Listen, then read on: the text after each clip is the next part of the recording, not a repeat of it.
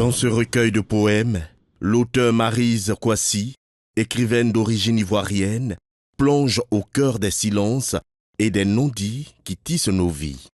À travers ses vers, elle invite le lecteur à une profonde introspection, questionnant nos liens, notre passé et ce que l'avenir nous réserve.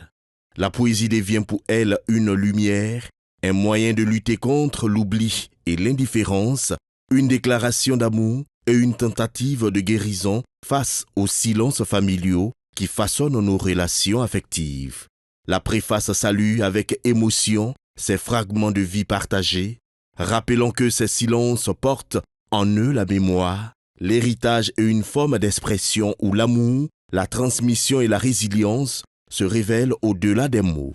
Au bord des silences est un essai littéraire de 113 pages, se présente ainsi comme un véritable dialogue entre passé et présent, une exploration des espaces silencieux où les sentiments continuent de vibrer. Le silence n'est pas pour moi toujours péjoratif. J'ai vécu des frustrations vues au silence ou aux absences, au manque de réponse. Mais en réalité, ce que je décris aujourd'hui, c'est ma compréhension en fait de ces silences-là. Parmi ces silences, certains ont été protecteurs, certains étaient plus une expression profonde de l'amour que certaines personnes ont voulu me témoigner. Mais faute de pouvoir trouver les mots, la manière ou qui ne se sentaient pas légitimes de le clamer haut et fort, je parle de transmission. Je parle de combat féminin, de survie. Je parle d'amour.